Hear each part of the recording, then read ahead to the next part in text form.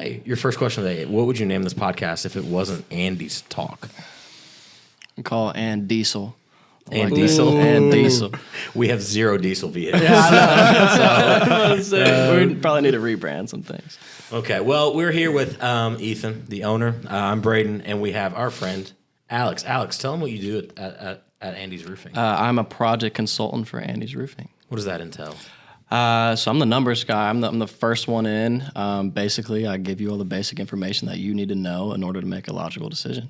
And then how long have you worked at And Diesel? And Diesel. I think about 8 months now. You started in June, right? Yeah, I believe so. How many months is that? I'm not good at math. Well, I've been here for 6. And I started in September. Okay. June is 6, right. So we go to the end of the year, and then we tack on 2. That's 7. Yeah, that was close. It's 9. I'm at 8. You're at 9. He's at 7. You started in June. I'm not giving you that whole month. We round down. We round. We're just gonna say that Ethan's worked here the least amount of time. Yeah. Welcome the newbie Ethan to the show. Hi guys, I haven't been here very long, but I like turtles. This is gonna be a long podcast. If you grew up in Southern Indiana, you know how important like the community is around here. So like, where did you go to high school? You went to a couple schools. Like that's important to people. Like, yeah, 100%. So we can start elementary if you want to get real devious. Devious. Okay, we're getting real devious. So I went to like elementary school, Mays, Kansas, out of all places. There's nothing out there. Fun fact. So don't visit. Then we moved back here to Southern Indiana. I went to Rock Creek Community Academy. I don't know, the OG Rock Creek. So we were in the church school. I don't know if y'all know what I'm talking about. That's where my office was that I just moved out of. I didn't know you knew where that was. Yeah, dude. That's the OG. Got Miss Hausman. Yeah. Shout out. You know what I'm saying? Miss Jenny Brown. She was cool. So I went to Rock Creek for a little while. Then I upgraded to Christian Academy. Upgrades. And from there, I got a little bored. So I went to Floyd Central, and shout out to Floyd, best school in the area, no doubt. Floyd is great. Yeah.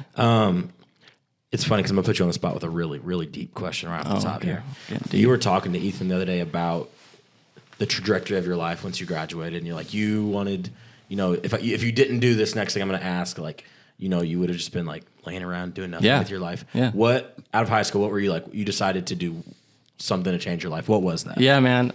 So I enlisted into the United States Marine Corps about 6 months into my senior year. So I needed a commitment. I saw myself kind of veering off into a weird direction of not knowing what I want to do. So I knew that, hey, the Marine Corps is a good baseline. It will open up a ton of doors for my future, and you get the title United States Marine. I mean, there's nothing cooler than that in this entire world.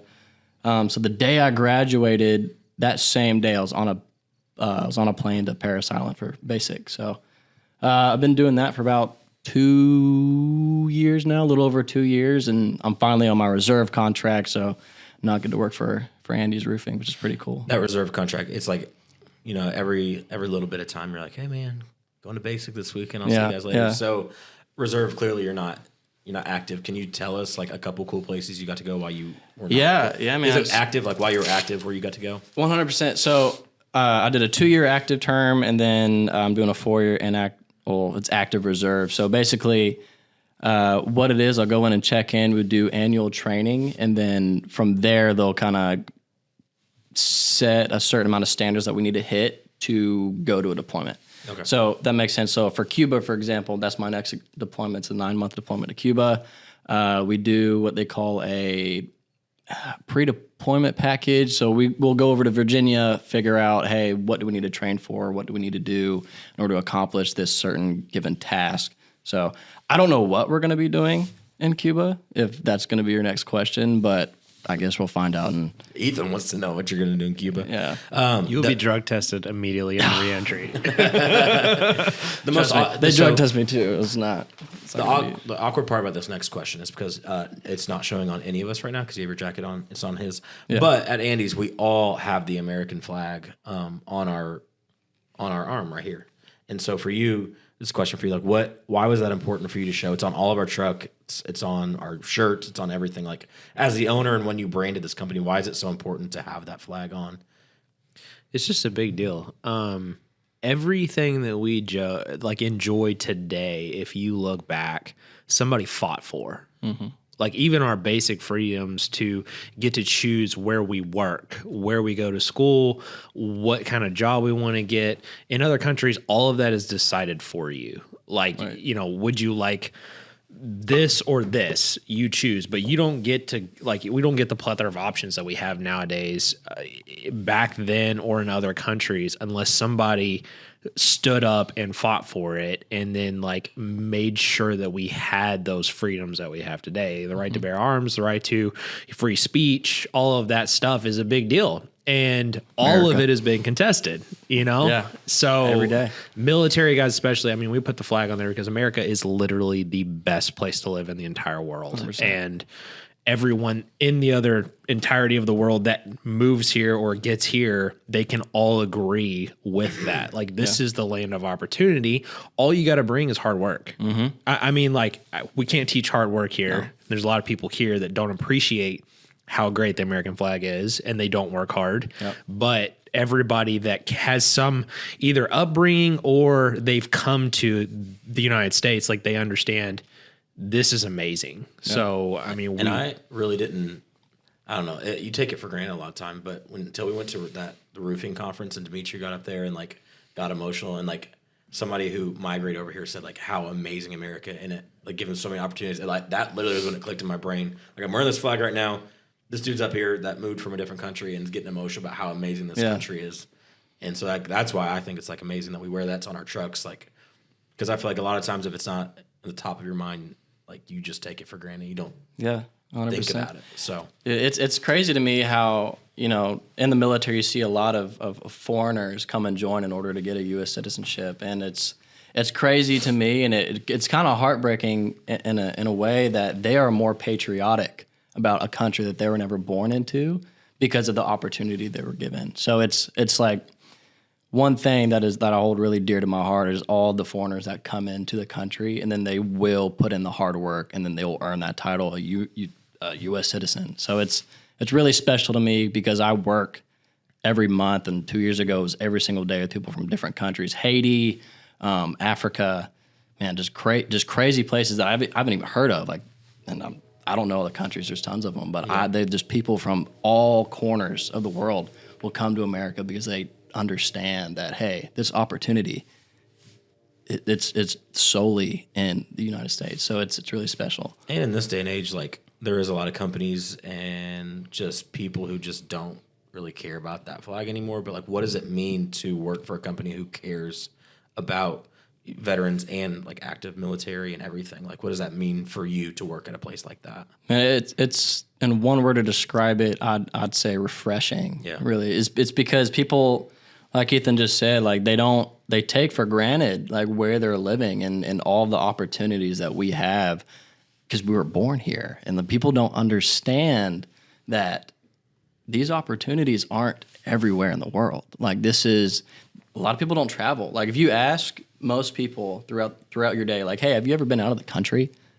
They're like, no, they haven't. Like, people don't get out and they don't understand like how third world countries live. Yeah. And being able to, like, for me, for example, I've never been outside of the country before the Marine Corps, so I was very like complacent per se. Like, I didn't understand how good I had it until they put me in those places, and then it's a oh crap moment. Like, wow, the United States really is the best place in the world to live, to be a citizen, and it is nice that Andes will take the time out of their day to put the flag on everything that we wear, our trucks. It's just, I don't know, it is really special, and it's kind of hard to explain that feeling. Why'd you hire Alex, man? Why did I hire Alex? He's such a good guy, man. How'd you snag this guy?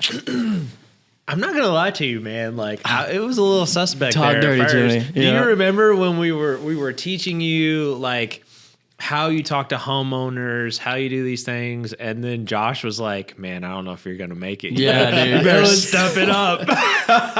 Oh, so bad. But I get so nervous, because like I don't know, like I've always been, I don't know, is it the word PR trained or like how to just talk to Socialized? Yeah, socialized. But homeschooler? Like it's probably because you grew up in Mays, Kansas. That's that's a good piece of it. But I've I always was a homeschooler. well, you're different, dude. Everybody who knows who's met Ethan, he's just built different. Everybody different. Be different, boy.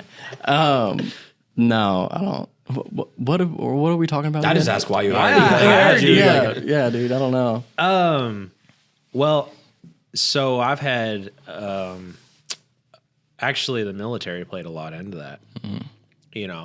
I mean, I won't touch on it, but before you went to the military, I probably wouldn't have hired you. I'd hope not. I wouldn't have applied. Yeah, but I mean, like, so my best friend, he was in the Air Force, and he literally, I mean, he has the same story as you. He went into the military. He's like, I needed discipline. Mm-hmm.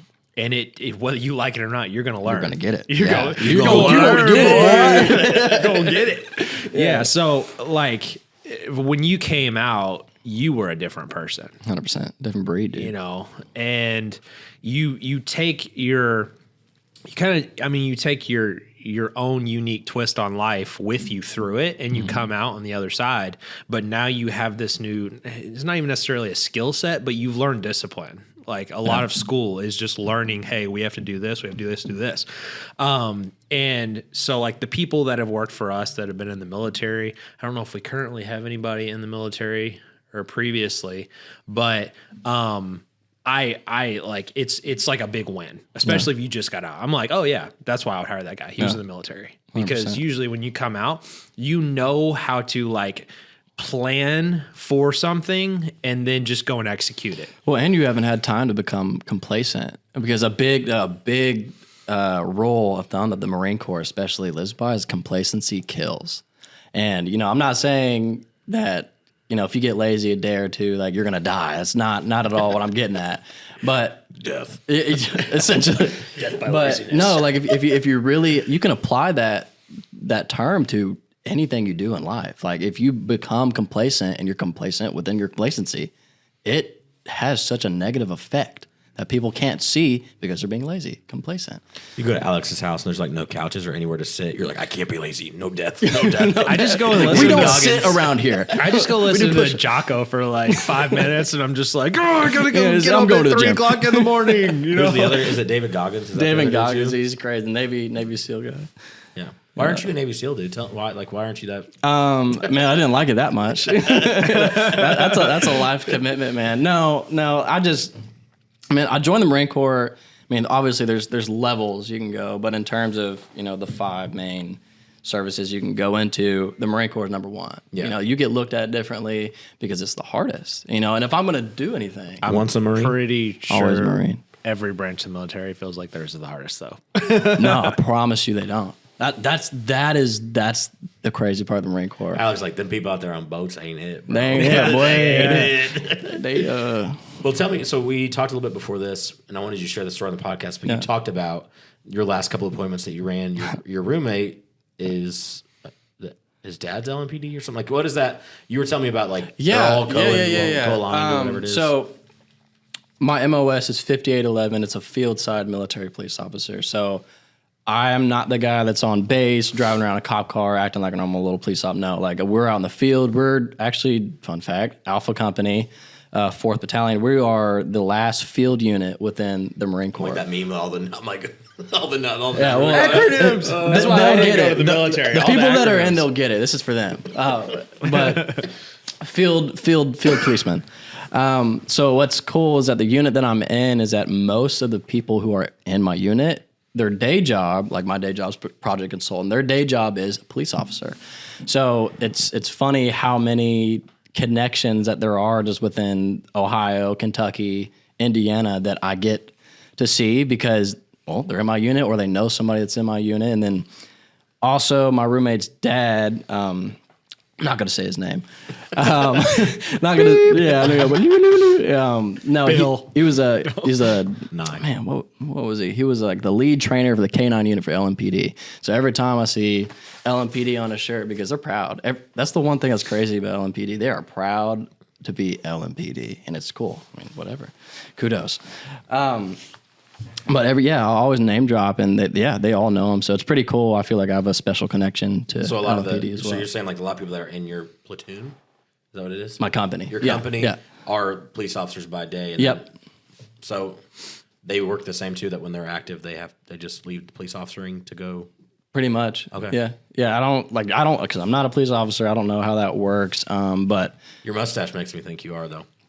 it's because that's the only thing we're allowed to have. Trooper. Magnum Super PI. Trooper, baby. Yeah. No. So we talked a little bit about how the military has kind of molded you into this new person. So like what? Yeah. Now let's move back into the roofing. So we do help homeowners every single day. Like that is what you do. Tell me. I'm just gonna make you tell me a certain story. So there's this story about a horse. So you're out here helping Tell this. him about the horse. You're helping this homeowner, All right? right, dude. I'm not a very good storyteller. Get but, close to the mic for this one because I need to hear this one. Get Good. ready. Okay. No, man. So let's call her Bess. Let's call this a nice. Say Besh? No, Bess. Bess. Bessie. Bessie. We call her Bessie, dude. The horse? No, or the homeowner. Just sweet old lady. You know, sweet as can be. She owns like 50, 60 acres, like within a really highly populated area. So I was like, where did this come from? Ethan's like, can I hunt on that part? Right? Yeah, like, oh, look at that. Are there woods? Oh man, so we get to talking, and I tell her about all the material we use and the process, and we get down to it. I'm like, fun fact, I used to ride rodeo, so like horses and bulls and all that crazy stuff is kind of my forte. I know. We're gonna come back. No. That was cool. I know. That's like for 20 years number old. 2. America. Yeah, You've done I got a lot in bored your really little- easily. I didn't say I was good at it though. Okay, there's a difference. No, man. So she was like, yeah, I got horses back there. I'm like, oh, for real? Can I see them? She's like, yeah, go for it. I'm like, okay, sweet. So I started walking back there. She was like, yeah, it's really big. You can't miss it. Big red. I'm like, okay. I was like, started walking. This is like all like beat up barn. Like there's no doors on it. I'm like, this is a really disciplined horse. If it's in this barn, I'm like, okay, whatever. So I started walking over there. I'm like, Big Red, where are you at, dude? And I'm like, Miss Bessie, like your horse isn't in here. She's like, I was probably running around somewhere. I'm like, okay. She's like, can you help me find it? It's actually kind of nerve-wracking. So I'm like, okay, yeah. So me and this like 90-year-old woman, like, sweet as could be, but I'm doing all the hard work trying to find this freaking horse, man.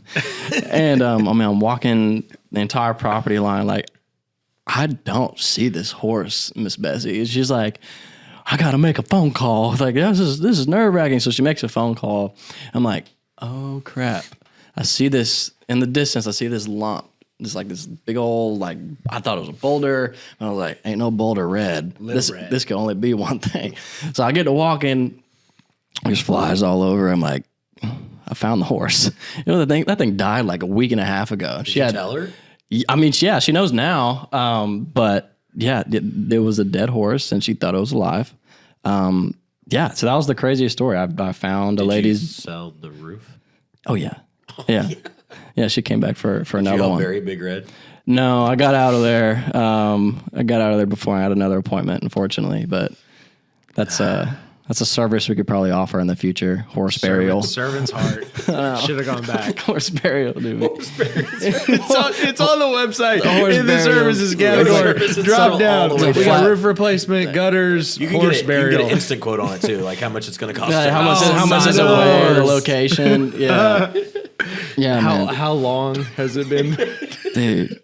Like over a week. It just Yeah, doesn't. it's like, it doesn't show you the form. On a scale of 1 to 10, what does it smell like? Like, Yeah, how like, many flies? Yeah, 404 About page 30. not found. Yeah, that was crazy. It's a Big Red, man. Rest in peace. Do you think about Big Red very often? I get flashbacks. Yeah, a little PTSD from Big Red. So we have to go back now. So tell me about this bull riding rodeo thing. This is new development here. Oh man. Okay. Yeah. So whenever I was in high school, and Ethan knows how I was, man. I was So you're like a preppy, like collar wearing shirt kid, and then you went to Floyd Century. You're like horses and bulls. No, dude, it's always been like that. I was always, I don't know. I was conflicted with my personality as well. Like I didn't know. Don't want to ride around a Mercedes or drive a beat up F-150. Like it was always like, what am I doing today? But no, my home crowd, I used to live up in Borden, so I was friends with most Borden kids and whatnot. And they're very, let's call it Southern oriented per se. And we'd always get stupid. And there's this cow farm that was right next to my house. And fun fact, it used to be my grandparents' house, so like I've known this property for a long time. And they used to have cows over there, and it started when I was like 10, 11. I would go over there, and then me and my cousin, we'd hop over the fence and just get stupid with the bulls. And that's how my bull riding career started, just getting absolutely belligerent. So you literally would go into a field and try and ride a bull. Yeah, and it was successful. So that segues into the next story. So I started doing it for money. So like as soon as I could start driving, I used to go up to there's tons of rodeos called Bareback Rodeo. Up in New Wash, and then I would go down to Kentucky. I used to travel to Ohio, and it paid well, and I just had fun. It was a good time. Like if you win the purse, like it's anywhere between $500 and $5,000. So did you like dress up like wear like the chaps and the cowboy hat and all that? I mean you don't really have to. I mean so you can tape your boot, and I'll tape my boot, rope it up, and then. But half of it is looking. Yeah, you have to good. look the part, dude. Yeah, but do you know how expensive that is? I'm a broke like high school student driving around a Buick LeSabre. Like I can't afford $2,000 pair of chaps. Like But if you win, dude, you got to look like you've done that before. You'd be like, oh yeah. No, you don't, man. You got to every weekend. Not for real. No, it's more so just kind of surprise them and how good you are. So anyway, I got really hurt at one period of time, so that kind of ended my career. What'd you move on to after that? The Marine Corps. So I was like, screw it, let's just go have fun.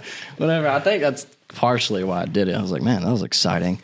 But yeah. So I did that. I was not great. I'll say that. Like I'm not a professional bull rider. It was just. So what you're saying is if any customer has bulls and you need a new roof, we'll send Alex out and he can show you how to ride a bull. And I will try my best.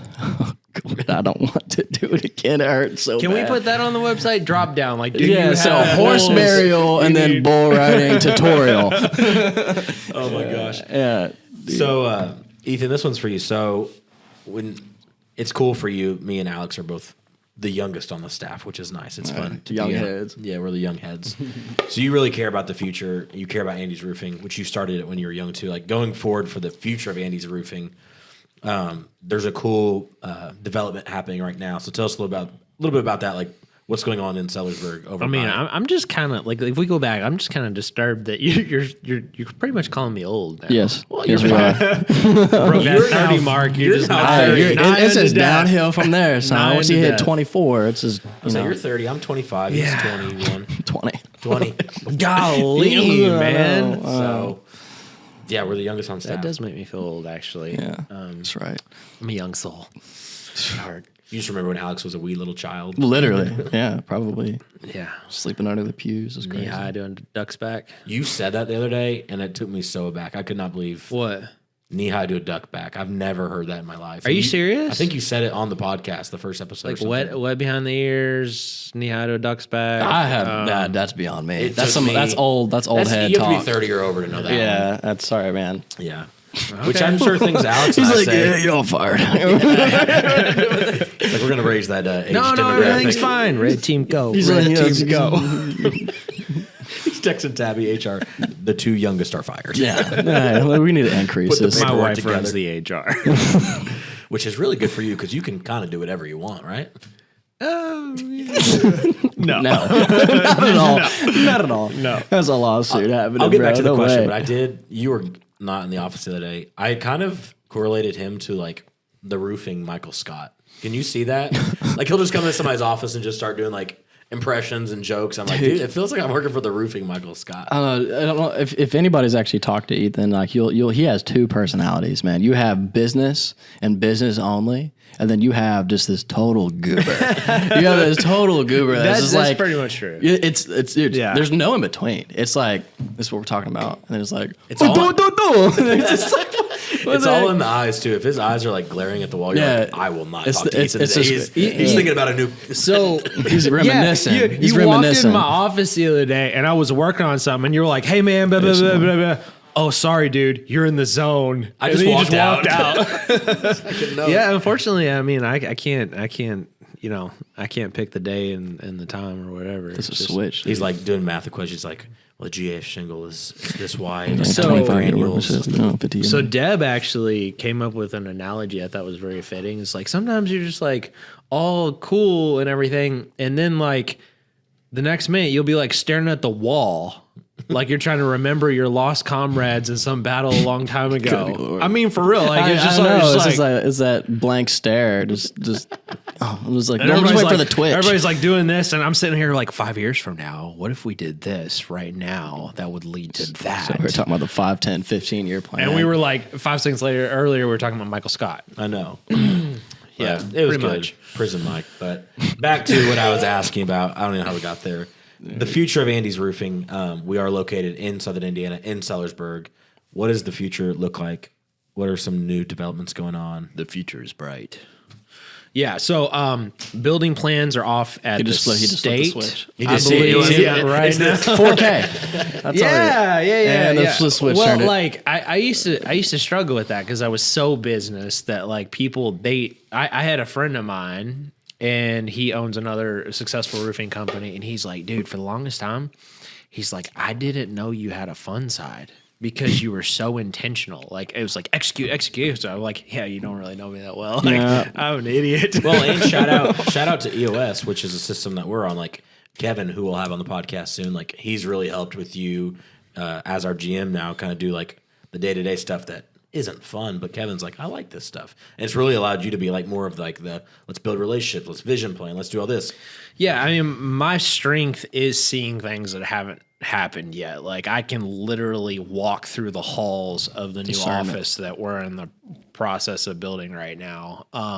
And at the same time, like a good visionary, the day-to-day, it sucks my energy. Like executing consistently on the same exact task, like all I can think about in my mind is like, I'm only trying to master this enough to duplicate myself and someone else, teach them, and then walk away from this. 10x. Yeah. It's like you have to get to the next thing. So, and then have somebody that's accountable for that. Yep. So, future of Andy's Roofing, to answer your question, is like when I started, every decision was a 20-year decision. You know, there were so many easier shortcuts. Like we talk about it now, like everybody's like a competition. Like everybody's just trying to sell a roof. Like I'm trying to sell 1,000 roofs 10 years from now. Like it's just everything is a little bit different. Like, do we do this? No, that will hurt us 5 years from now. So, the building that we're building, it has an expansion plan on the end of it for future growth for another division that we're talking about starting. We have another lot that we're talking about putting 5 different buildings on for a bunch of other stuff that we got going on. But it's just like keeping that focus that where we are right now, it's always just the beginning. Like, hey, I ran into this problem before. You don't tell everybody where you're going because some people can't handle it right now. Right. And it's like, guys, I'll give it to you a little bit as we go. Somebody write that down. But Write like, that. no, yeah, I used to have a guy that doesn't work for us anymore, and he'd get tripped out, and he'd like visibly start to like get stressed out, and he's like, but I don't know how we're gonna do it with only 4 production people. And I'm like, well, for one, this is 6 years from now. Yep. And then we're going to have like 15. So don't worry about it right now. That's my problem. Like I'll deal with that. Yeah. So and then you replace that dude with somebody who thinks like you, and then we'll go out for a coffee and we come back and tell Kevin like, dude, we're gonna blow up this entire lot and build a circus. A circus. So Kevin is in this transition right now where he was the production manager, and now he's like, I told him, I was like, hey bro, this transition is like a 3-month ordeal where I start explaining all the other areas of the business to you, and we essentially call you an operations manager, or in this case, we would call it a general manager. But that frees me up. Like I just went to lunch by myself and had my little book, and I'm like doing advanced algebraic trigonometry. I was solving the world's problems. World hunger and one Taco City trip. Yeah. Oh yeah, man. It's that's gonna be our first sponsor. If we get a sponsor, it's gonna be Taco City. Taco City, or the division is just Taco City +1. One of the 5 buildings, just put a Taco City in it. Yeah. Future of Annie's Roofing, very bright. We've got some big stuff coming. We're fine tuning everything on the training side because we can't duplicate unless we can train more efficiently. So like even in the sales process, even every time we hire a new sales rep, we tweak the curriculum to where it's like you can get more information faster. Yeah. Like I'm talking to homeowners now and I'm like, hey, like let's say we did their roof, or let's say that we haven't done the roof. Like I will literally pay you money if you let us bring new reps out there just to climb on your roof and look at the issues on your roof. Yep. Like we'll tune it up for free, but I need my guys to get on more roofs. Like we got to be able to see these problems firsthand. Yeah. And it's hard to duplicate it. Like I can't do it on our test roof in the warehouse and be like, this is hands-on training. Yeah, 100%. So 110%. Alex, would you recommend somebody to work at Andy's Roofing? It takes a special person. I mean, you brutally honest. Yeah, you brutal honesty there. No, like you have to be a specific personality type for whatever job role that you want. Because as a project manager, you have to be able to overcome obstacles on the fly like that. Because if you don't have sufficient knowledge of the scope of work that you're in, well, you look like an idiot, or you look like every other roofer. So my job is to be so overwhelmingly knowledgeable, if that's even a word, within the scope of work that I'm performing. So the 2 things that you really need to be sufficient in my role is to, 1, learn quickly and be able to talk to people, for 1. I mean, believe it or not, communication skills is, I'd say it's 75% of the job, is being able to communicate thoroughly what you want to do to their roof to fix their problem. You're a doctor. You're a roof doctor. You're not just a roofer.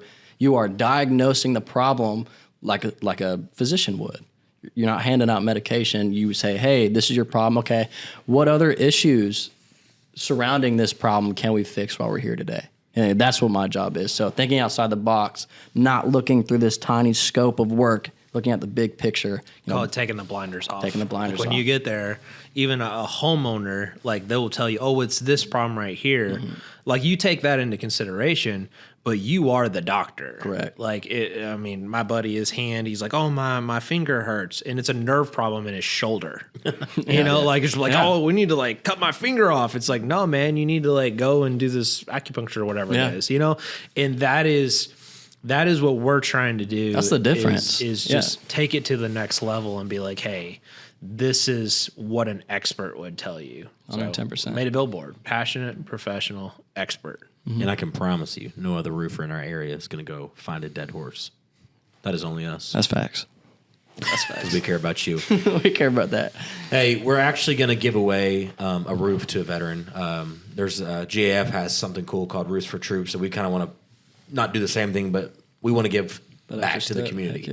How do you feel about that as somebody who's active? Like, dude, that's awesome. Yeah. It's because believe it or not, military members, we're not millionaires by any means. I feel like if we're going to increase any wage in this world, it's for military members especially. Yeah.